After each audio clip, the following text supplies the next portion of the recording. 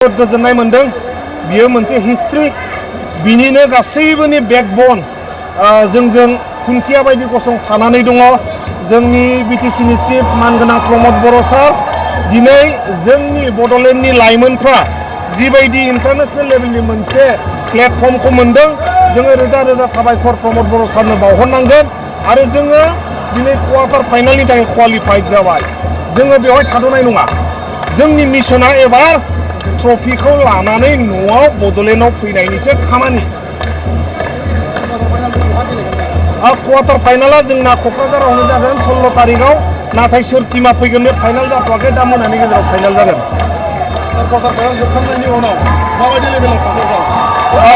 Quarter final जोबनाय लोगो लोगोनो जोंना सेमि फाइनाल जागोन दा सेमि फाइनाला जोङो कलकातायाव गेलेहैनांगोन जोंनि दा टारगेटआ क्वार्टार फाइनालखौ बोरै देरहानो हायो क्वार्टार फाइनाल देरहाबाथाय जों सेमि फाइनालनि थाखाय आरो प्रिपारेसन खालामगोन मथथे जोंनि मिशना दा ट्रफिखौ न'आव बोरै लाबोनानै फैनो हायो बेनो अडियन्सखौ हिउज थेंक इउ जोंना मेट्सआ जोबनानै थांबाय जों देरहाबाय अखा जुब जुब हादों थेवबाबो दाबो थाङा थेंक इउ स' माच जोबोद साबायखर बावदों आङो जोङो फाइनालसिमल' नङा जों ट्रफिखौनो लाबोनो थाखाय नाजाबाय थादों जोङो जुदि क्वार्टार फाइनालाव क्वालिफाइ जाबायबा जोङो ट्रफिखौ लाबोनो हायैनिबो जेबो मिनिं थानो हाया आइएसएलआव गेलेनो थाखाय बेवहाय डिफारेन्ट मोनसे स्टेज दं जेब्ला नोङो आई लीग गेलेयो आई लीगआव जुदि चेम्पियन जायोबा बे चेम्पियन टीमा जोंना आइएसएलआव सेलेक्ट जायो आरो बिनि अनगाबो फ्रान्चाइजी माखासे फैसा होनानै डाइरेक्ट एन्ट्रि जायो बेफोर बेलेग स्टेज जोङो दा दुरान्ड कापआव फकास होनानै दं आई लीगआव जों फकास होनांगोन इन्डियानि टप लीगआव जोङो बोरै गेलेनो हायो बेफोरखौ जोङो फकास होनानै खामानि मावनांगोन आरो बियो प्रमद बर' सारनि दैदेननाय सरकाराव बियो जाथावगौ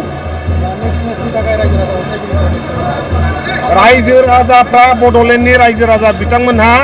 अदालगुरिनिफ्राय लानानै सनितपुरनिफ्राय लानानै श्रीरामपुरसिम बिथांमोनहा लोब फैदों माखासेया जोंनि स्टेडियामनि केपासिटिया एसे खमनि थाखाय हाबजोबनो हायाखै थेवबाबो बिथांमोनहा अखा सिजानानै बेवहाय जोंखौ सापर्ट खालामफैदों दा बेबायदि जुदि जोंनि गेजेराव बिथांमोना सापर्ट होबाय थायोबा जोंनि ओनसोलनिफ्राय साबसिननिफ्राय हामसिन आरोबाव प्लेयार ओंखारगोन होननानै जों मिजिंथिनो हायो क्वार्टार फाइनाला 16 तारिखआव हरनि 7टायाव सेम टाइम खिन्थु सोर टीमा फैगोन बे फाइनाल जाथ'वाखै हरनि 10टासोआव गोजोन्थों।